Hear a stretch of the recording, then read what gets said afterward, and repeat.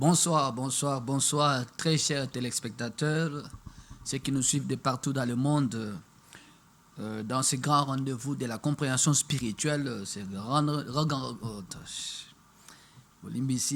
rendez-vous de la compréhension spirituelle, ce grand rendez-vous d'enseignement, d'éclairage que nous apportons à travers la connaissance de la parole de Dieu. Banso Balandaka Biso, na Congo-Brazza et à travers toutes les provinces qui environnent la ville de Kinshasa. Nous vous saluons de la part du Seigneur Jésus-Christ. Et ça pour comme Allah Moutozui, afin que tout continue à partager enseignement d'éclairage Tobanda qui la fois passée. C'est un nouveau chapitre qu'on avait commencé.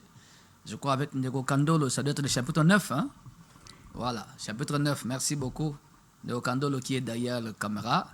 Zamba Pambolaye, Nandoinaye Sika Azali, que Dieu le fasse grâce de Relabiso Junior Kandolo. Nous vous saluons, place Azali. Et nos prières vous accompagnent pour un rétablissement à la Malamu, puis à la remplie des miracles. Voilà. Nous sommes, les pasteurs expliquent na émission Oyo Tolimbola Kabandoto avec l'aide du Saint-Esprit, to pesakaba orientation par rapport à la façon de prier, par rapport à la façon de traiter les problèmes spirituels.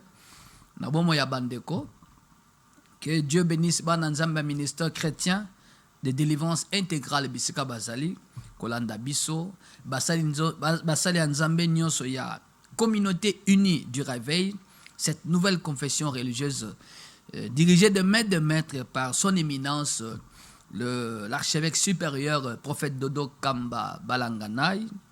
Beaucoup de bénédictions à vous, à votre épouse et à votre église, sacerdoce royal. Paix, évêque Nyonsoya, communauté unie du réveil, Tobo Sanité, l'archevêque régional, Bishop Ben Loabeya. Que le Seigneur soit avec vous, l'évêque Guy Excel Makwala. Que Dieu vous bénisse beaucoup. Voilà, évêque Gimboka et ce que vous allez nous apprendre. Tozali Koba, chapitre Oyo Tobanda qui la fois passée, sur comprendre les rêves des poursuites. Mamelen Dibo Fobenga Bandeko Baza, kuna na Kasavubu, na Lisala numéro 12, Sika Église Zali, ba se connecter, Benga voisin, Yebisaye. L'émission qui explique le rêve est Bandi. L'émission qui donne la compréhension spirituelle est Bandi. L'émission qui ouvre les yeux de l'esprit est Bandi. Acte 26, versets 17 à 18. Acte des apôtres, chapitre 26, versets 17 à 18. Je t'ai envoyé pour que tu leur ouvres les yeux afin qu'ils passent des ténèbres à la lumière. De la domination de Satan à la domination de Dieu. La connaissance ouvre les yeux de l'esprit. La connaissance. Quand on dit Eureka, c'est que il est au moko ekoti et fungoli boso soli. Ezarana conséquences spirituelles balamongo na kati ya moto ya kati na kati ya moto ya kati moto ya kati azaka na misu azaka pe na bososoli tango yozolanda maloba ya nzambe ya malamu. La foi vient de ce qu'on entend qu'on dit mezo utana oyo zoyoka il faut yoka makambo eza ya malamu ya bozindo eza na mayele eza na bwania ya molimo nde kopesa kondima pe ya bwania kondima oyo eza ebongi elongo bani afin que le sambo ko accompagner les appels le sambo yo ezoko atteindre cible ezoko na esika esengela ki koma penza. Car la connaissance est bonne, la foi sera bonne et les prières seront bien orientées. Voilà, comprendre les rêves des poursuites. Pourquoi certains font des rêves de poursuite? Pourquoi certains sont poursuivis quand ils sont endormis? Alali aloti bako lande nabato. Pona nini? Osali nini? Qu'as-tu fait à ceux-là qui te poursuivent? Ozui bango nini? Ozana nyongo na bango? Likamuni yosalaki bango. Po bazala simana yo.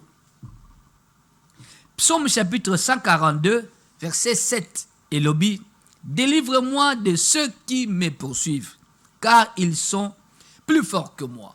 Ça, c'est la prière du roi David. Il dit à Dieu, je suis bien malheureux. Il demande à Dieu de les délivrer de ceux qui les poursuivent. parce qu'ils sont plus nombreux et ils sont plus forts que lui. Ce qui va sangeliye, bato ba kolandaye, ba kosale mabe. Yanga zo senga nzamba kango la ye.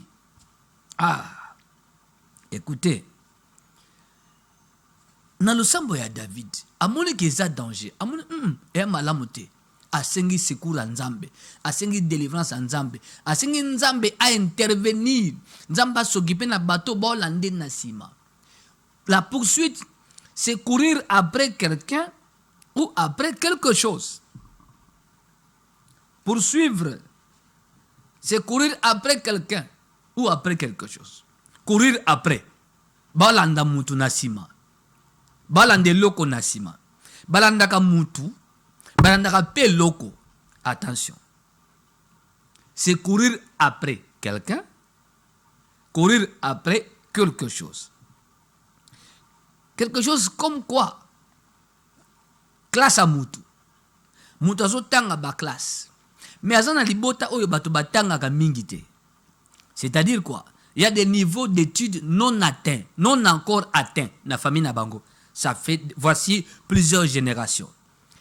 Par exemple, moto koma licencié na famille na bango azate. Moto sa na diplôme ya master na famille na bango azate. Tant du côté de son père que du côté de sa mère. Yesko azotanga. Ou alors la famille n'a pas d'universitaire. Bah soka la ba diplôme d'état, ba ki kota la ba commerce et autres, wa ko ba la paix à Bali et c'est fini. Bah to batanga milaïté, il y a des familles comme ça. Maintenant, il y a un niveau non atteint na famille oyo bimi. Tewe bani kokende vers les niveaux non atteints. C'est-à-dire, si kana no bato ba komate, yo bani kokende nenzela wana. Écoutez, sur le plan spirituel, nalibota oyo bimi, yebaka yo ogozwa bitumba. Parce que, ozo kende, nzela o bato nan bakendate. Pose loko nan bato bazwate. Pourquoi na niveau o nan bato ba komate. Osali mabete. Nabite ko banga pe otika. Non, je n'ai pas dit ça. Mais seulement tu seras poursuivi. Azokende wapi, bokanga ye, bozong sayawa, tout le monde a soukaka awa, ye azokende wapi. Tu seras poursuivi pour que tu n'arrives pas. Place oyo batunan ba kendate, nando ba komate, ozwa pete, onan batunan ba zwate, tu seras poursuivi. Là, tu n'as pas péché, mais tu es poursuivi parce que tu veux atteindre un niveau non encore atteint dans la famille. Ton aba génération. Et ça la rappelle bongo. Parmi les raisons où ils ont poursuivi. Moussousou, dans la famille na bango, les gens peuvent avoir des femmes, peuvent avoir des hommes. Au botina moubale, au botina moisi, c'est pas un problème. Mais seulement, bapé c'est l'autre dot, toyo pe sa dot, c'est un problème. Ce qu'on dit processus, yako bala mwasi na dot na simanayo minduke bandi. C'est-à-dire quoi? On sera derrière toi. Olingo salanine. C'est que c'est le discours qu'on tient dans le monde d'Abutu. Olingo salanine. Na famille oyoza. Basara mambo olingo salawana. Zoka mwasi tiazemi no. Yolingo bala na dot ponanine. Et pourtant, c'est une voie normale, légale, qui honore et la famille.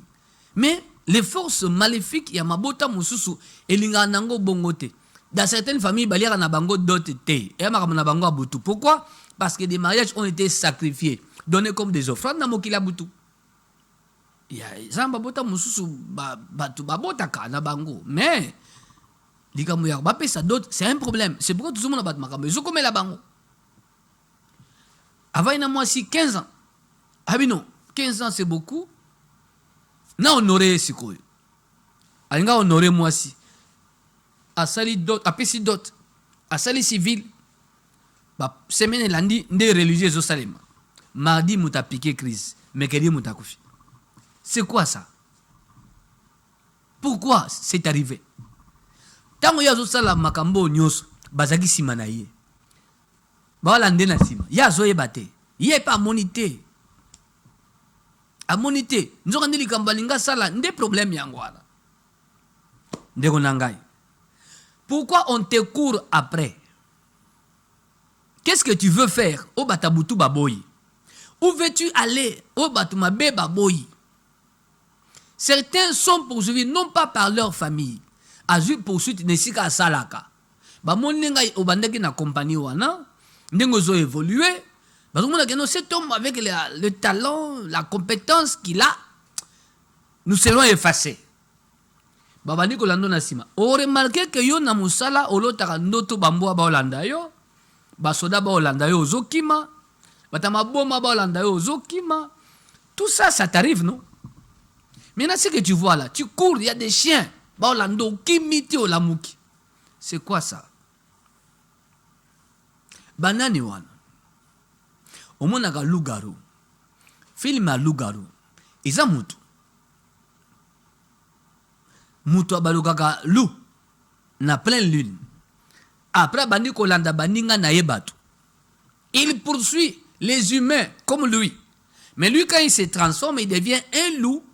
Il commence à poursuivre les autres humains. A Rolanda Bango, ti, moutouana ko kimati, loup a ko bomaye, soka Dieu a bomiye. A meli makilanaye. Si ma moutouana zagi loup, a zongi moutou. Mais où tu ko boma? A une forme lui permettant de tuer quelqu'un, de tuer l'autre, de tuer son ennemi, de tuer son adversaire. Tout le temps, la bino na classe à wakala. Bon, bah, histoire à kala. Un croco à l'eau, sinon, vous le savez. Babilo koyo. Wana bamindele. L'histoire à Lougarou, c'est du vrai. C'est pas du faux. C'est vrai. Et ça, histoire de l'Ekanabambo à la bango. Naktan wakala. Mais ça, na bango. Ça, ça existe chez eux. Les alliés. C'est la sorcellerie des blancs. Les alliés. Bah, c'est un film à Lougarou. Vous voyez bien, go. Bah, vampire, bah, loup-garou et autres. Ça, c'est une réalité à Boutou. Mais ils ont mis ça dans 2 films. Mais il y a des gens qui courent. Si maintenant il y a un loup qui va tuer. Qui te court après? Et pourquoi? Bako Hollanda likambozo sala ebeba. Mutazo sala démarche ya ko voyager. À côté dossier à visa par-ci et par-là. Nabutu a olota mabe. A éviter que démarche à zo mené wana batabutu bakoti na kati. Ba Hollanda ngo po esimba te ebeba. Yo yebite. Il se peut que l'autre randoto mo mozo tiakate. Mais ce rêve-là est lié dans le processus. Il y a des démarches, il y a des demandes de visa. Yo so yebate. Pourquoi Zolota? Ba Hollanda bongo. J'avais dit ici, si je n'ai pas oublié, il y avait un papa à Zolota Ndoto. Nguma Zolanda Ntaba. Na Zamba. Na Isobe. Na Mai. Ntabazo kima de partout. Nguma nyokate. Nguma azasima na ye. Ces rêves revenaient de temps à autre. Et qu'on sautait 2 mots, l'autre mais au tango. Chaque année, ndoto ande zongaka. Que ntabazo kima nguma Zolanda ye. Tabako kota na kata Mai. Papa na zolo dan tabakoti na Mai. Abimi na mokili. Nguma zaka asimana. Et quand il sort de ses rêves, il sort tantôt essoufflé, transpirant, tantôt il a peur. Et comme Rabongo. Mais à une église, à quel moment? Cet homme était un homme d'affaires. Il avait des maisons. Mais il s'est fait qu'il n'a pas fait les eaux boitées, ti. À côté nyongo à gauche, à côté nyongo à droite. À tegi lupangu moko. A zui a fouti ba nyongo ndambo, muso a relancé ba faire. Mbongo ezindi. A tegi lupangu a mi balé. A relancé na ba faire. Mbongo ezindi. Dis-moi si na yo teka blo nuso a tozana balabal. Moi si a botola mikanda lupangu ya misalto. Cet homme a kota nyongo, lokola koloka, a kota nyongo na banque. A yebisa moi cité. A fouti pété na délai o il fallait fouta. Ninga ba fouta ka papa yete. Banque ya ekanga lupango wana. Nzokande papa hypothéca lupango wana moi sina yebite. Lupango ekenda, c'était une histoire très compliquée. Lupango wana ekenda. A commencé la tension. Tension ezo kitaye. Bandaka émission le pasteur explique bandoto. Ah, Nanotaka ndoto ya nguma mingi. Celui qui est poursuivi dans ndoto, il est en danger, non? Qu'on ne vous trompe pas. Quand tu cours beaucoup dans les rêves, on te court après par des militaires, par des fous, par des bandits, par des koulouna, par des chiens, des chats, des carnivores, yozo kima. Mais aux en danger, non? Soit balingi ba saloma be, soit balingi ba bebisa makambo ozo sala, soit balingi ba kanga yo ba tio nakashwa butu, soit balingi ba bomayo. C'est comme ça izalaka. Mais généralement, c'est lui qui te court après, qui te poursuit, a olingato monaye pour surprendre yo. Alingate. Mutalo non asima nanzete. Malingo ye bateke yazana sima na yo. Ça arrive. Na batebele. Comprendre les rêves de poursuite. Tant papa aye demandé poser la question sur sa vie, a décrit tout ce qu'il avait, tout ce qu'il a perdu. To continue na bandoto abimisi ndoto wana na tuna toujours mutuna we. Quel rêve t'a beaucoup marqué? Ndoto ni nesimba makasi obosa na kate. Abimisi ndoto ya nguma landa kantaba. Nga yo moko mimona te ba lando pa nguma bi na lota kantaba. Kami ntaba za être vivante. Nguma pa za être vivant. Qui est la chèvre? Qui est le boa? 082 37 81 971. Le numéro WhatsApp Pezali, dans le fungulango déjà pour la bandeko bakomaka, batindra message. Pour la bandoto na bango. Nabin taba eza yo. Yo moloti. Nguma nde ennemi na yo. L'esprit a valeur. Un esprit qui avale tout. La chèvre, yo nde papa. Nguma nde munguna na yo. Oya azo mela. Obi bien nguma. Azo mela déjà misala na yo, bozui na yo, bandaku na yo, mituka na yo. Soko etikela mela yo. Asia meli. Na bandoto na yo, asia meli. Mais pasteur, je n'ai pas vu là où il a avalé ceci ou cela. J'ai dit non. Puisque tu vois qu'un boa court après la chèvre c'est vous-même. Le boa c'est l'ennemi qui va tout avaler na vie na yo. Asia sali musala ko mela mela. Oh zomona sur le plan humain. Oh ekufi. Oh eke nguma wana nde azomela. Azomela durant des années améliore biloko nyonso. Soka ko mela yo. A comme sur le point mela yo. Yango tension zo kita yo. A mela yo. Papa zo yeba te ke ndoto alotaka ntaba isaka ye. Nguma nde moto azolande na sima. To esprit azolande na sima. Nyonso azo perdre nde bazomela. Il y a des gens comme ça. Allo tindoto balanda kaye, allo baka bakangangate, bazorangate. Quand ils arrivent sur le près de m'attraper, je me réveille. Regarde ta vie. Regarde bien ta vie. Attention à la tromperie du diable. Regarde bien ta vie. Toi, tu rêves pendant la nuit. Olali oloti, baolanda yo. Après, on va attraper yo. Au mimi na pongi.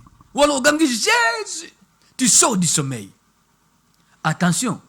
Ces gens-là qui te poursuivent, qu'est-ce qu'ils font déjà que tu ne comprends pas, que tu ne vois pas? Regarde ta vie. Ceux qui sont généralement poursuivis, Nabomoto, au moins il y aura des choses qui ne la bien. Ezali, effet ya oyezo le kanabutu. Ceux qui te poursuivent là, bana makambako sala déjà na vie na yo. Attention à ça. 082 37 81 971. Toyokando toyande koyo. Toyokai. Attentivement. Toyoka voice na atinde la biso. Bonjour papa, comment vous allez? Oui, papa, je fais un rêve la nuit ici. Je cherchais à traverser un fleuve.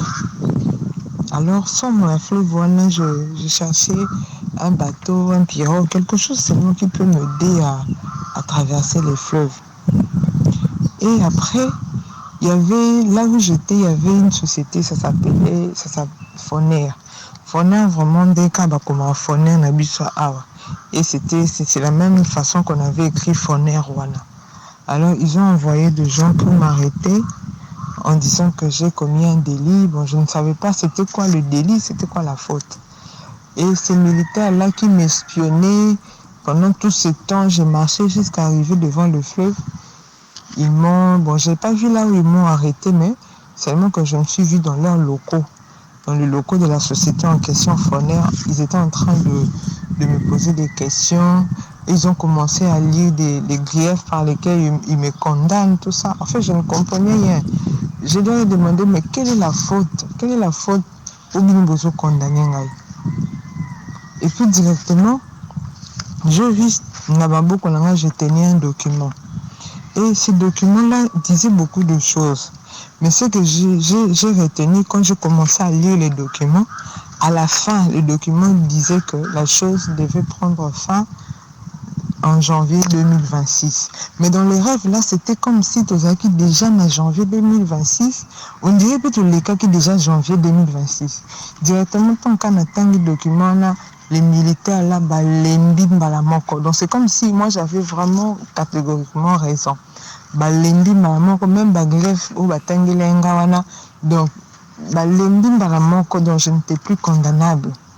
Balamon batikinga, c'est bon, ah bon, mais n'a raison. Moko les militaires là babimisi nga na bango la peau parce que bazaki sur le condamné nga te déjà document wana et bandai ko rendre nga na ba droit na nga nyonso. Maintenant en sortant, j'étais en train de lire dans leurs pensées. Alors ils se sont dit que baluka moyen nini na commettre une faute pour que nga na tikala bakanga na ba bureau na bango wana. Un autre a été le matin à la porte de sortie, attendre un loboko. Mais dans sa main, il avait mis quelque chose du genre que son appel si beauté, n'a s'évanouir, n'a la pour que j'ai moyen, et au kanganga n'a bimaté. Mais j'ai refusé de lui tendre aussi la main. Un autre qui côté m'a juste na marche à souka ya sortie. Aye, détaluka ko céder nga, na tindiki na boyi ko céder na séduction na bini. Quand on a pita escalier, il y a une dame qui venait. Alors nous le bango, yo kende wapi, uzana ba condamné déjà nga yo na condamné nga ba militaire okutu ba continue bazana kati ba kobi condamné nga te. Tuna bango po ani batiki nga so nazaki condamnable. Yo na condamné nga tuna bango. Allez directement na bandi pe ko kende et puis je me suis réveillé. Voilà. Ya yokando twandeko moi nazo beta na machine nazo zo belema o ya zolo banakacha ndoto poto soso la malamu alors bien sokende nanzela il faut traverser un fleuve bato bakangi atangi kamba fonere ya bisote fonere ya butu mais est-ce que ça fonere fond d'entretien routier Oanate ti bakangi ye bamemi na local na bango dans les locaux ya fonere wana eza fonere te pas du tout on a force nocturne ça dit nabe onini aner ya butu bakangi yo bazako lando ti bakangi yo en fait bakangi physique te bakangi âme ba tiena kasho soko babandi ko tanga ba grief retenu kende kwa naza kondani nasali nini bato ba kondana ye ya yebite ke ba kondana ye ba olanda ye po bakanga yo zokende wapi yo zaka na condamnation zokende wapi. C'est ça la compréhension de son rêve. Yo zaka na condamnation olingo kende wapi okati zokende wapi ti bakanga ye. Elle a côté dans local à yébité, na ba loko ya fonera ngwa butu à yébité, mais se retrouver voilà, ko sambi se bandi. Atangeli kambu ya document. Il y a un document, ils ont stipulé que il y a makamune fait souka janvier 2026 c'est sili. Mais ndote bimi loko ba comité na terme échu. Ba comité na isika makam fallait sila. Il y a un document qui atteste que Oyo a sous condamnable T. Bata batia maboko la mutu. Ces rêves, yoka bien. Ils ont na passé et na présent et que na futur. Tarandoto. Et j'ai 3 tagnos. Le passé, le présent et le futur. Mais ndoto toi en 2024, nan to comme en janvier 2026. Qu'est-ce que ça veut dire? Quelle est la compréhension qu'on doit avoir? Ndeko. Sambela malam. Attache-toi à une bonne vie de prière. Attache-toi à une bonne église. Écoute l'ange de l'église, qui est le pasteur, qui est ton pasteur. Suis ce qu'il te dit. Israël, pour vivre en Égypte, il fallait 400 ans. Balékat, il a 430 ans. Donc, tant que délai, il fallait babima. Réalité, il les a pas nayo, il faut souka. Nani mozo sambe la nzambe, il faut souka. Mais babi, janvier 2026, toi, en 2024, dans ton rêve là, il y a des gens derrière toi. Fais très attention. Il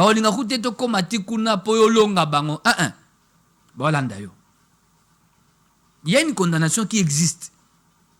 Il y a une limitation aussi qui existe dans les affaires de ta vie, dans la marche de ta vie. C'est pourquoi l'otindo toyo, baoluka yo, balanda yo. C'est vrai na kosambela na yo ozokende quelque part. Cela déplaît na batoyo ba simana yo. Attention au piège, il y a séduction. Mutuma ya olinga yo okoti zamba, c'est-à-dire ko bunginzela, oti ko sambela. Keba mabe okoma. Il y a une femme dans ton rêve là qui dit yo kende wapi yo te yo bakondana yo. Au péché réponse non. Batiki okutu na ba chef, batiki na ba chef yo za nani polo banangai, boswani na ye. Nani wana? Pe bato bakangaki yo, banani wana? Et puis ti ba libéré parce que les documents attestent que non, il y a sous condamnable été. Sambela bien et surtout bâti un hôtel pour ta vie.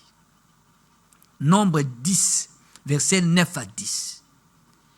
Quand vous irez à la guerre contre l'ennemi qui vous combattra, vous serez présent dans les souvenirs de l'Éternel en offrant des sacrifices. Et cela vous mettra dans les souvenirs de l'Éternel et vous serez délivrés de vos ennemis. N'oublie jamais ça. Pour être délivré de ceux-là qui te poursuivent, sois présent dans les souvenirs de l'Éternel. Nombre chapitre 10, verset 9 à 10. Kanga version napesio. Salé mingi. Avec Nzambe, Nenge David alobaki, délivre-moi de ceux qui me poursuivent, car ils sont plus forts que moi. Muni batoy, il faut Nzamba kangolo na maboko na bango. Pendo to va mieux déjà ti dans le futur. Janvier 2026. Il y a un janvier 2025 qui arrive. Il y en a un autre janvier 2026. Ezoya. Comment on agenda? Mais personne n'a fait des prières à malam. Na invité on a prié tout ça langue pa inabiso. Prière ya suka sanza oyo. Du 30 août au 1er septembre. Prière de haut niveau pour toutes les personnes sous menace diabolique. Pour toutes les familles sous menace diabolique. Thème nango ezali, combattez pour vos familles, combattez pour vos maisons, combattez pour vos vies. Selon Néhémie chapitre 4, verset 14. Viens prier avec nous. Na avenue Lissala, numéro 12, commune de Kasavubu. Référence, arrêt, station Bongolo. Nola Wenza Gambelawana, na 17h, le 30 août, vendredi. Il y aura aussi samedi, le 31 août, Tozalawana Kosambela, vendredi, samedi et dimanche le 1er, na Tongo, to clôturer programme. Yago prier Nabiso, 3 jours de prière de haut niveau pour les familles sous menace diabolique, pour les vies sous menace diabolique. Thème, combattez pour vos maisons, combattez pour vos vies. C'est très important. Tanga Néhémie chapitre 4, verset 14. Au monde na kati, sikanini, mama likambo, ezali na oyo, thème ya prière, to pesi wana. Voilà, tozuine de komususu, atikela biso message na ye, to tanga kite, to yokaye. Yami bale papa na sali de songe moko, songe ya liboso eza na lai na loti na mimoni naza na zemi. Zemi yango ekomaki déjà 9 mois nakomaki à terme. Nakomaki pe na lie déjà ya kobota na bota. Na loti zemi monene ekomi à terme etikala eka na bota. Yami balende na komona après prière na komona nazaki lokwa na kata zamba moko boye. Na kata zamba na basoda bazolanda batu bazokanga batu. Sikonga na sengi mutuka mo ezaki pemene ede ngai bimisanga place wane boy. naye komona moto ya moto na mati ntango na mati tobanzi okenda moto ya moto me place yango ezalaki kaka place moko ya bien te naye komona jipe mosu ya basoda ezolakisa biso mosapi na mosika ale moto wana azwi nzela moko ezalaki na mabele lokwa zamba namoni lokwa tokomi na ngambo ya mai tokomi na mai tozwi nzela moko ezalaki wana nzela yango baeskalier ezalaki ebele baeskalier ezalaki ebele makasi donc mpo obima na mokili boye esengaki fo matamata baeskalier wana na mati baeskalier na mati ezalaki facile te mpona obima na baeskalier komata baeskalier yango ntango na mati naye kose retrouve na mimona abimi na porte moko boye na kati ya lopango mwasi moko azalaki ana alobi na nga kombela nga awa deja so obimi na yo nayebi se na okoka okombela o te place nauti mosika donc naza fatigue makasi na okoka kokomba te na nde nayaki kosutuka. Voilà.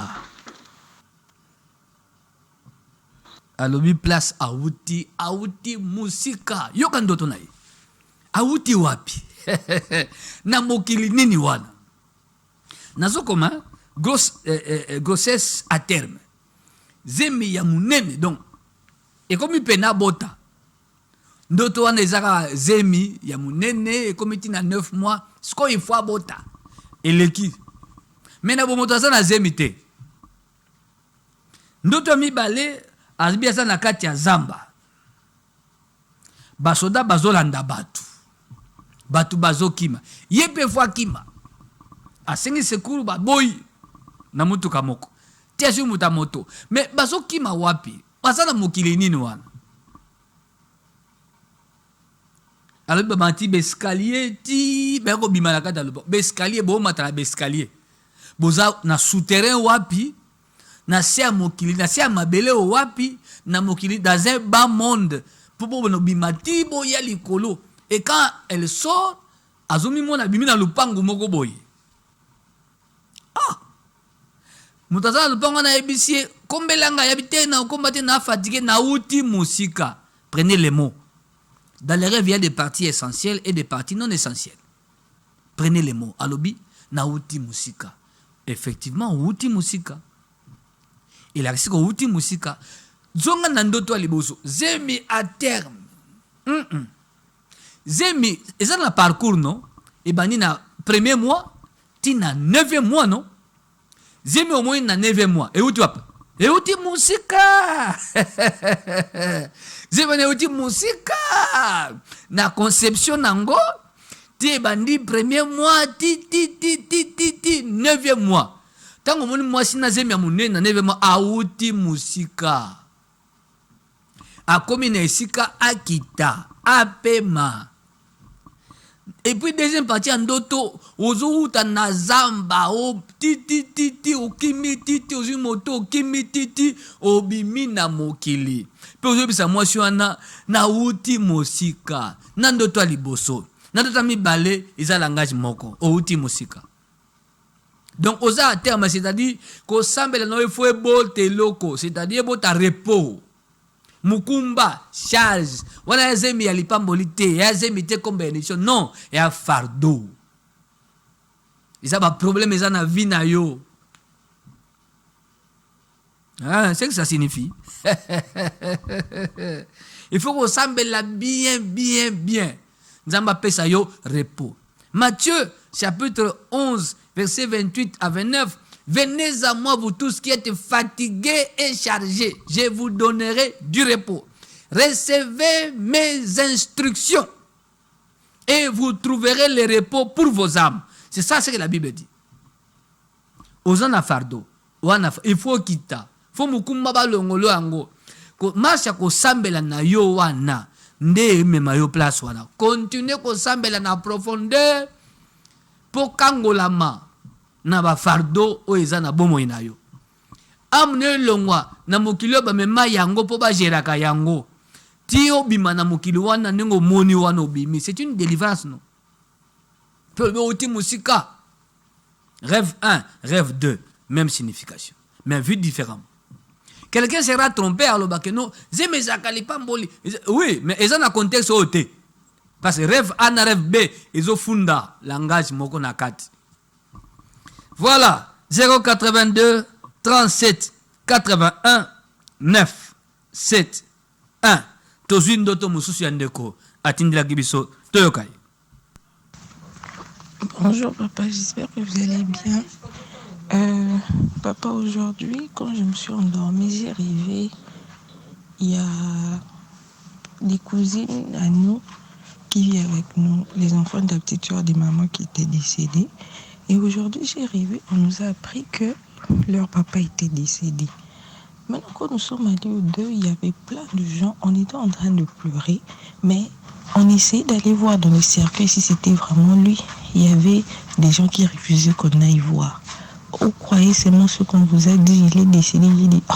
Mais on a dit, il est décédé, nous sommes en train de pleurer. On n'a même pas vu si c'est réellement lui ou pas. Directement, je me suis réveillée.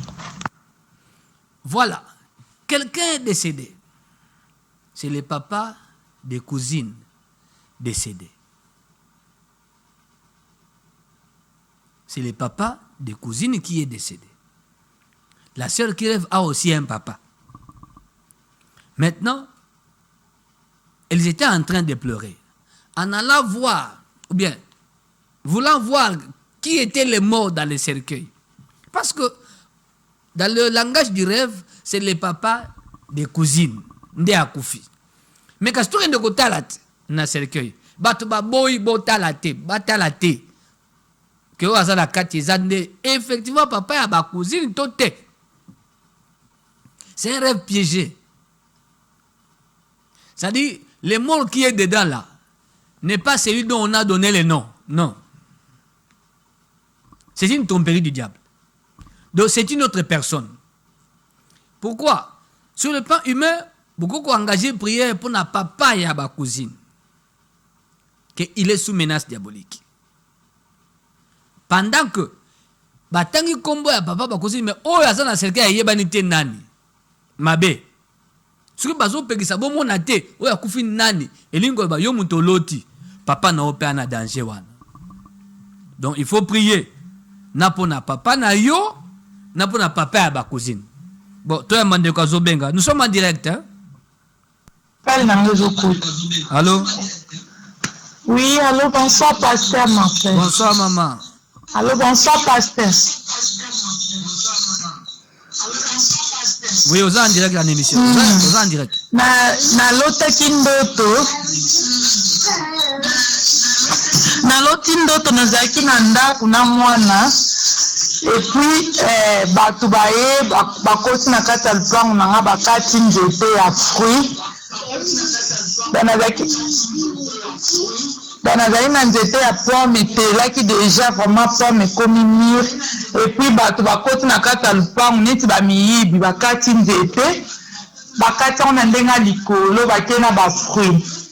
Et puis nabimi boye nazalaki na mwana nabima boye bato ayesinga bato aya bakati nzete no bakei nango ayatala kutu biso tolokoti bambuma mosusu etikali.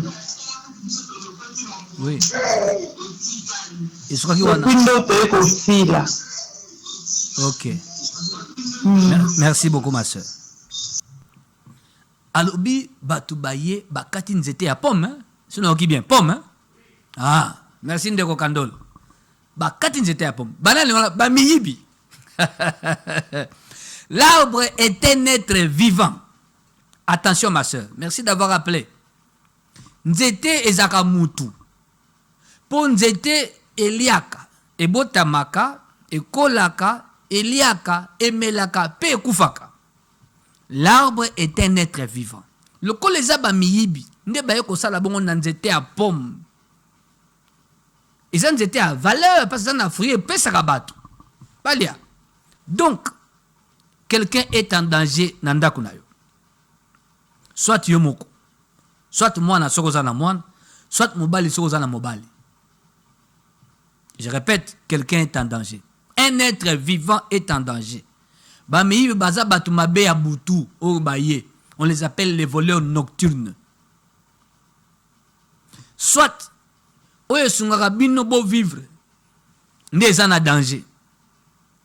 Oye sungaka bino votre sécurité matérielle oye lesaka bino oyo futela bino ndako soki bofutelaka ndako eza en danger. Soit mutu azoka charge ya ndako aza na danger, soit yomoko, soit moine. Il faut qu'on prie contre l'attaque de l'esprit des morts venant vers la maison. Priez contre les destructeurs de ce qui est à vous. Priez contre eux. Priez contre les voleurs nocturnes. Priez contre les agresseurs nocturnes. Bato balingba pesa pasi na kati ya libota nzamba beta bango mupanga na ye na kombo na Yesu. Na lobi malamu bato balingba pesa pasi na ndako na bino na bomoi na yo na libota na yo nzamba sembola loboko na ye abeta bango mupanga na ye. Po bango baye basala mabe nzamba sala bango mabe bo sambela ndengwana. Insister na butu le sambo pendant longtemps. Kosango mukolo moko te landisa, c'est très important. Voilà. 082 37 81 971. Natanganando ba SMS à bandeko. Bonsoir pasteur. Ngai na lotakate. Ah, nous connaissons lotakate. Ce qu'on soit lotate eza mabe. J'avais dit dans bandi l'émission.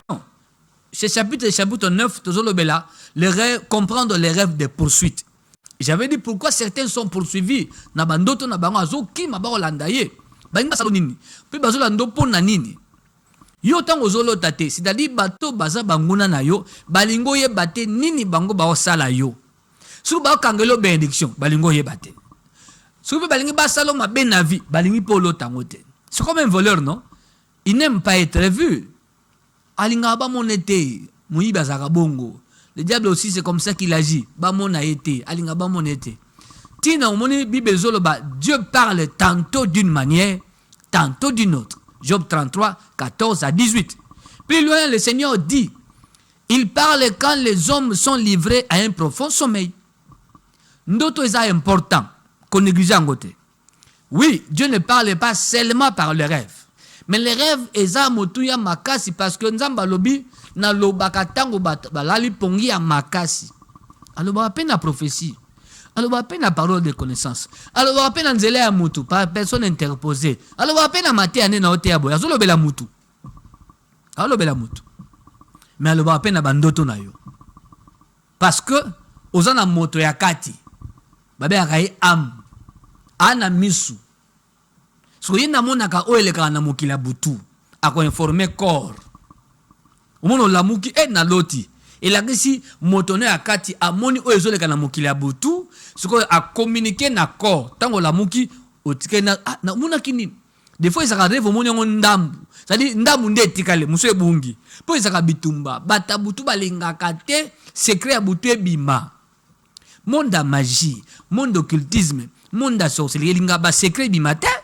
Ba boma batu pona ba secret.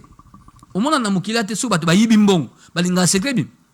Bako assassiner mutanga bimisa secret non ningi za na mukila butu monda molile lingaka ba secret bimate po bazala à l'aise basala mabe contre bato nde bate bele balota ka bandoto te ou alors à loti akangite il se réveille le rêve est parti ndeko bio zolo tate eza mabe okozwa solution nini so okot na kata nzungu ya prière ya malamu ya puissance vie de prière de puissance et ko sungayo biloko ebunga to lotakate oloto bosana to loto kangate ezonga même miso ba kangi banda noir pomona te banda ne kokweya okomona miso ko fungwama na pesha adresse na biso ministère chrétien de délivrance intégrale MCDI ezana avenue Lisala numéro 12 na commune Kasavubu référence arrêt station Bongolo non loin ya Wenza Gambela.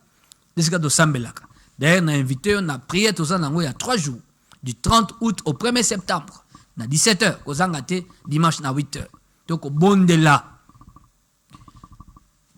le Sambo, il y a haut niveau pour les familles sous menace diabolique, pour les personnes sous menace diabolique. Thème langue ali, combattez pour vos maisons, combattez pour vos vies, selon Néhémie chapitre 4, verset 14. Dans un message de Romususu, à Komiboy. Bonsoir, c'est frère Serge. C'est frère Serge. ngai nautaki kaka nautaki kaka naza awa na kin. Nautaki kikwit, ok. Naza awa na kin. Nalanda matea na yo, c'est nalandi matea na yo. Vraiment Nzambe abakisa bino lisusu mayele. Merci beaucoup. Na effacé pour na sala ba redite te. Bonsoir, nalobi boye pona ko éviter bandoto oyo zoloba nazolanda bino nazana matete esengeli nini. Pona ko éviter bandoto ya poursuite peut-être ya bandoto ya mabe, je crois bien. Si j'ai bien compris question na yo. Esengeli nini. Écoutez. Ndoto ya mabe oko éviter yango te. La nanga très bien. Pourquoi? Matthieu 13, 25. Pendant que les gens dormaient, son ennemi vint, s'aima délivrer et s'en alla. Yo lali, baye basali mabe na kati ya ndaku na yo, na kati ya vi na yo, na kati ya misala na yo. Bato basali yango basali bake na bango. So ba bombi yango yo yeba te. So yo monite. C'est pourquoi la Bible dit Dieu parle quand les hommes sont livrés à un profond sommeil. Nzamba koya kolakisa yo tel eloko basali. Tel eloko balingi basala. Nabi eloko basali, eloko balingi basala. Tel eloko basala moi no wana za sumaele te. Tel eloko basali ye po koma bongo. Yo ko éviter ndota mabete, soko loti kutu sepela. Komisa Nzambe dit merci à Dieu, tu m'as permis de voir. Maintenant, commence à prier contre ce que tu as vu. Les mal détruisés. Dieu dit dans Amos 3, versets 7 à 8, il ne fait rien sans avoir révélé le secret. Nzambalinga pambola Joseph, apesi bandoto. Pour me maye, azo ba disposition, ya kobate la lipamboli lobby. Na atambola malam, posoka pengui. Quand je dis pas moli pour rater. C'est cela, non? La Bible dit, il n'y a pas. Et quand il n'y a pas de révélation, il n'y a pas de frein. Ce qu'on a na révélation té. Autant pour la bota bat. Quand les boulot ça, il y a na révélation les boulot té. Quand on kene ngulu ngulu côte na les boulot non. C'est pourquoi Dieu nous avertit, Dieu nous parle, Dieu nous révèle. Ce n'est pas en vain. Notamment be soko loti, il a dit que batu mabe ba obundiso. Ba oluka ba salo mabe. Maintenant Nzamba lingi yo yeba. Po sambela. La Bible en amour, pour Samela. Ils étaient pour le bas. Ce qui est révélé condamné, c'est faux. Ça n'existe pas dans la Bible. Ce n'est même pas un verset. Ce que l'autre m'a dit, tel mélangon la prière. Nous avons reçu le pouvoir de marcher sur les serpents, non? On a reçu un pouvoir. Il y a quoi utiliser contre les ennemis. Et c'est que le bâté, ce qui est révélé condamné. Bongo te, tellement la prière. Ce que nous avons enseignement dans Mboka, que les rebelles ba okota. Barwande ba okota. N'est-ce pas que l'État a à disposition a des soldats partout au monde à Rangote? Pourquoi l'État fait ça? Parce qu'il a informé que non, va infiltrer Baza. L'État le s'est révélé condamné? Non. L'État prend des dispositions au cas où l'État réagit. Même anticiper. Enquête, fouilla, côté ne pas bango. Pas enquête pour bakanga batu. Comment yozo le basé qui révélé condamné? Nana teki yo bon. Nana chone erreur. So ba teki yo bon ba chone erreur. Et ça dans le verset à Bible ti. So loti mabe telema bondela. Nzamba li bomate azundo to apesi yo po yeba o izole kana mukili ya butu po bo sutukate na famille na ndako na yo pe sutukate apesi ndoto. So yozo le basé qui révélé condamné. C'est pas comme ça. Nous avons reçu le pouvoir de marcher sur toute la puissance de l'ennemi. Oloti mabe bondela. Oloti malamu pe sambela po malamu angoela tanzoto. Et salema. Pe tambola na kobokebi po munguna piégé ote oya ozanga lipamboli. Joseph était au courant. Yabandoto abola muna yango tango mwasi ya Potifar a piégé akaye. Joseph akima. Na obimana moi sa Potifar te. Na yo baby ça. Bola moza la lobby nangai. C'est ça. 082 37 81 971. Ndeko tinde to sana matete, ndoto ya mabe oko éviter ngote. D'ailleurs ce que l'autre dit merci à Dieu. Alors prie. Prie, détruisez. Si tu es poursuivi, prie contre ceux qui te poursuivent. Moto na nzambe ko la bango na kombo na Yesu. Voilà.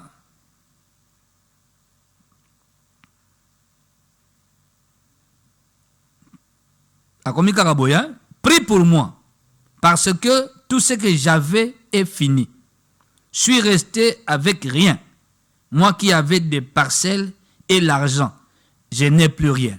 Oh, que Dieu vous soutienne.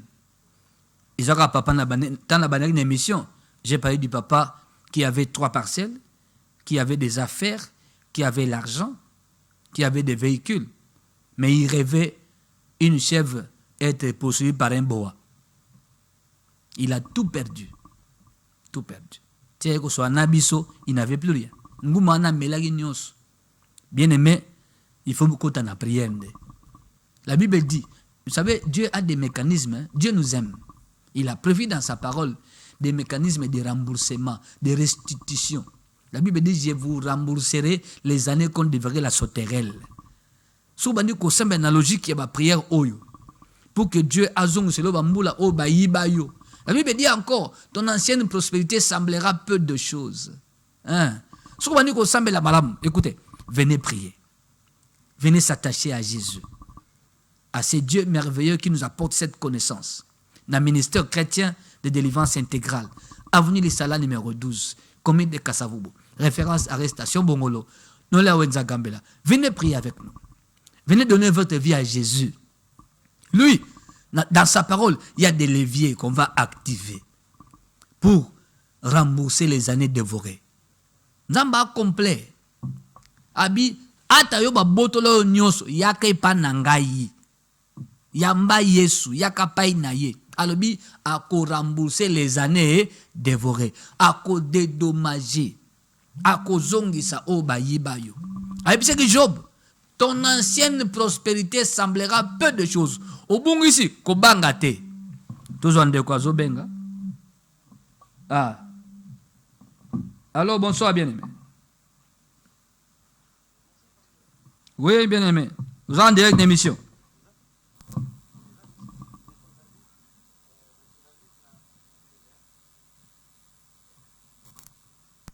Allô? Monsieur David Télé. Monsieur David? Oui, na télé. Oui, toujours au Oui, pasteur, na Hollande émission na yo, nangana ye banano soki mutu aloti oloti na lota mukolo moko na apeti ya na otambola na balabala bona bandeko nanga mususu na ba pigeon ba ye ebele ba me na kangi ba pigeon mibale na tomboni maboko we kangi ba pigeon ya pembe na maboko. Maboko na droite na simbi ba pigeon na maboko na kangi bango. Na yeba hein? Moi je vais expliquer yo. Pour se vendre dans la émission na yo. Au Sambela quelque part? Ouais. Dans Sambela quelque part un musulman, mais je suis né dans une famille chrétienne catholique, mais après certain temps je me suis converti à l'islam. Jusqu'à présent je suis musulman. Ah, aux âmes musulmans? Oui. Ah, ok. Merci. Nazo répondre tout de suite là. Alobi akangi ba pigeon mibale. C'est de bon augure. Ils ont d'autres mabete. Ah, Faina pour nous poser question sur ce mais au salaire activité nini. Sur le plan de la vie. Mutuno sa lotaka ndoto bande ko bolandangai. Na muto assemble la raté à lotaka. Quelle que soit confession, ndoto c'est tout le monde. Na otea mkomususu awa les 3S, le système de surveillance spirituelle. Nenzamba kelabiso a un système pour surveiller nos âmes. C'est bien. Bon, c'est le chrétien, la colombe, c'est le Saint-Esprit. C'est bien. Maintenant, les mains représentent l'activité. Les mains, ça représente l'activité. C'est-à-dire, le komutasar na maboko. Il y a on a posé question au Sambela quelque part. Pourquoi? Pour qu'on bénisse le main. On doit bénir le main afin que le main prospère. Afin que le main ait biloko malam. Et si biloko malam, et kaukate, mais kobana kopambolama. Les activités à maboko. Naissance yandoto na yo. Nangana tu na yo, activité ni osalaka, ezo kene ndenge nini, ozana ba projet nini, ozana ba demande nini pas nzambe. Ata après émission, tu peux développer place wana. Mais la besoin ndoto mabete ndoto malam. C'est que prie pour na makambo osalaka. Prie pour le projet ozanango. Nzamba pambola ngo ekende liboso. Osimba bolam parce que ba kolomba ils ont représenté le malam. Exemple, quelqu'un a rêvé à Bouki ba pomme. Yakitok azo sepela nango à la muki. Tant qu'il y a une église, to sambele, Seigneur bénis ses mains à recevoir quelque chose de merveilleux. Ce que tu as montré en forme de pomme. Et là, tanzoto en termes, ya bolam oyo kani ponaye. Parce que c'était un rêve codé. Si mako sambela wana, et ça là qui presque un mois et demi. Un mois et demi. Aye ko musala. Asaki na musala te? Ils ont musala. Ngabi voilà. Omoni ba pomme le monde kimi balé. Yango wana. Obuki ba pomme. Donc ozi musala. C'était un mois après, un mois et demi après Ndoto Naye et les prières que nous avons faites pour accompagner Ndoto Alotaki. Et on a lobby et Zandoto Malam. On doit prier pour toi de telle sorte que Bola Mwana et s'est manifesté. C'est en ce sens-là de qu'on a vu ce musulman na répondre Ndoto Nayo. Voilà. Nazui SMS Moussousi Andeko Atindi. Voilà, j'ai répondu à Ndeko Alobek Abungsi Mapangu, il n'a plus rien, oui, qui se donne à la vie de prière. C'est très important au côté de la prière pour Tenzamba restaurer.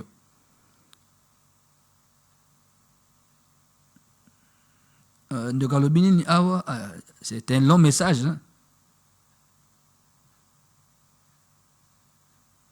Shalom papa, ngai ndoto nyonso nalotaka soki ke nalobeli mutu okomona sima mikolo ekokisami. Pe ngai moko nalota nazotambusa bameme soki kaka nalobeli bango ndenge boza awa mutu na mutu aleka muninga meme wana bazokima mbangu. Pe esalemeli ngai mbala mibale mukolo mususu na ndaku na lali mungongo moko ya munene ezobenga ngai ya mibale ebengaka ngai nalalaka na église moko nakendaka nayebisi yaya na ngai alobi ke kondimaka te tangu mususu ndoki nalobi ndoki abenga ngai na ndenge nini natuni ndeko moko ayebisi nga ke Nzambe azobenga yo pe soki ke nalali nalotaka mingi nazomema mutuka moko ya munene me naza chauffeur te. Ah voilà. Ouais, complexité à ndoto ya ndeko. Aïe aïe aïe aïe aïe aïe. Abagisi ngai na tongaka na maboko naza na mbongo te. Ah ok. Atongaka na maboko aza na mbongo te. Ndoto salotaka so ebisi mutu esalemaka. Voilà. Azotambusa ba meme. Kote mosusu alobi ngongo ezobenga ye. Ngongo ya munene ezobenga ye. Voilà. Dans le domaine, il y a Kobenga. Il y a deux aspects. Sur 1 Samuel, Samuel aussi était appelé Nandoto à 3 reprises. Napongi plutôt, à 3 reprises. C'était Dieu qui l'appelait, mais lui ne comprenait pas. C'est Élie le sacrificateur qui l'avait aidé. À ABC, ceux qui voient les bengos sous le bas, Seigneur, ton serviteur écoute. parle. Mais lui, quand on l'appelait, il allait demander à Élie. Élie, tu m'as appelé? Non, moi, je ne t'ai pas appelé. Oh, c'était le Seigneur qui l'appelait. Ezalaka, nzambe pa zobenga mutu na ndoto ezalaka. Alinga biso likambo. Oza olamuki. Nini ngo? Soko yoki biloka bongo. C'est un appel à la prière. Appel à la prière. Lo monsieur ezalaka ba bengi olamuki. Oyebite pourquoi? Otali bato so balale. So na bengi yo. Kozonga na pongi te. Bando sambela. Tout ce qui se passe na tango ya butu contre vie na ngai, contre ndako na ngai ebeba na kombo na Yesu.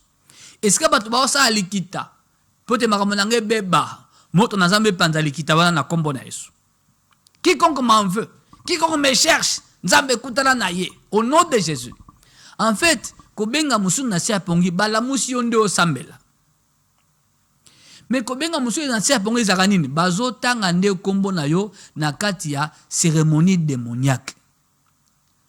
Tant ba otanga kombo no kuna nde ogo mona kote olali pe oki oka ba obenga yo Simon olamuki. Wana ezaka na ba frisson na ko banga moko boye parce que quelque part ton nom est cité dans un enchantement.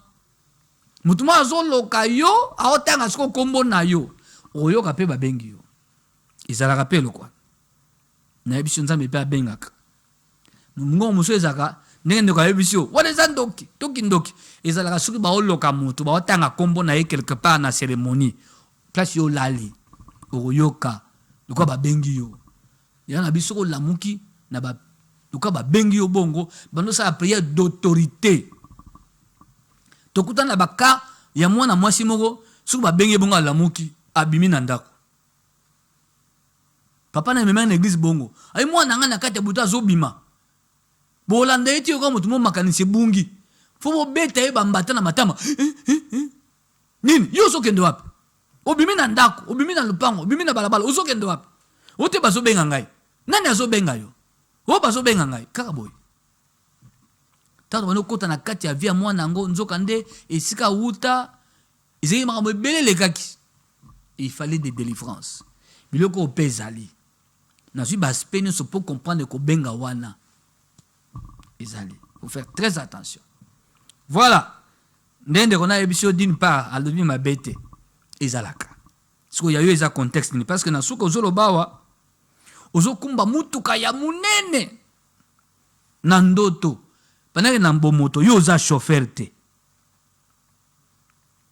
Mutuka ne mutuka. Bon, na tono mutuno sambela ka wapi. Chacun doit avoir une église. Chacun doit prier Dieu. Soko sambelité, mamba butu bo comprendre te. Il se passe beaucoup de choses sur le plan spirituel. La vie, la marche de la vie est d'abord spirituelle. L'homme est d'abord âme avant d'être corps. La Bible dit la chair ne sert de rien. C'est la partie invisible qui est la partie la plus importante. L'homme c'est l'âme. Ça c'est la poussière. C'est très important aux églises d'attache. Église au Kangami n'ongo sambela nzambe bien. Église paix bien. C'est très important. Ko sambela ya malamu. Bandoto oyo mona rabatu azotamusa moto, azotamusa avion, azotamusa mutuka, azosa bilanga quelque part, azosala musala na ndaka mutu. Na ndoto na ndako nani? Oyo azotamusa mutuka ya munene, mutuka ngo azotamusa ngo wapi? Awa yo za chauffeur te. Mais na ndoto yo wana grand car otamusango obi mutuka ya munene omone pourquoi ndeko na ebiso ke no soba bengo na pongeza be des akindoki oni pourquoi ebisa yo bon zo parti be ndoto na yo otamusa mutuka ya munene kuno zo tamusa ba meme ozomema bango meme o wapi on te fait travailler dans le sommeil dans le monde de la nuit.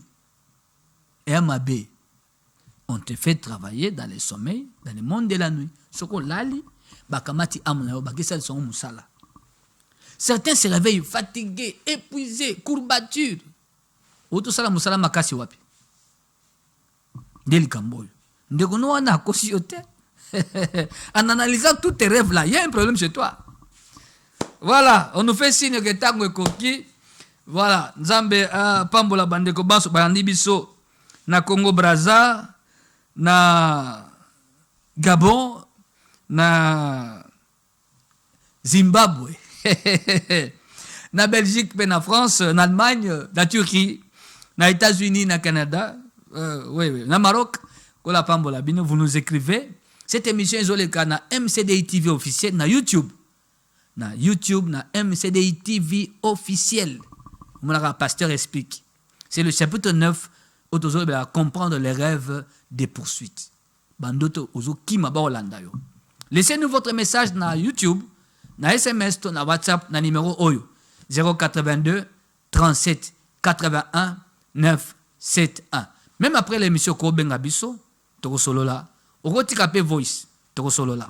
Mais si otiki voice, zala impersonnel. Namonaki papa na biso Jean, papa na biso Robert, papa na biso Bernard. Loba bongo te. Loba namonaki papa par exemple. Mais yo so lobi papa me kotanga kombono te. Omonaki ndeko no kotanga kombono na voice to tindelinga pardon. Zala impersonnel, tango olanda émission na limboli, okopana wale zandoto nanga na tindaki. Tout ça la bongo. Certains messages botindaki otikaki na tangite parce que j'ai entendu qu'il y a des noms là-bas que vous avez cités. Moyena l'exango ezate. Et ça par déontologie, moyena l'exango ezate par exemple. Donc zala côté on a moi maela kolobela papa na lotaki ndoto boy lobaka ndoto no tiesili. Cousine na biso suka wana de façon impersonnelle. Et vous allez un peu malamu po muto ta muso azolanda pe émission. On attire attention à été. Voilà. Nous cherchons à ce qu'il y ait la paix dans ma famille. Bien sûr, dans ma famille, mais soit impersonnel. Voilà, conseil n'a pas si angwana. Kola pambolande ko Patrick, ingénieur Kandolo, pe banso balandi biso bisika bozali. Que la paix du Seigneur soit avec vous.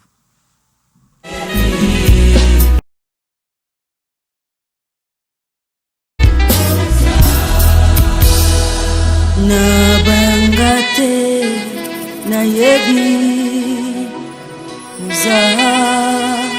ozali boso sima mopanzi yokotambwisa ngai na yebi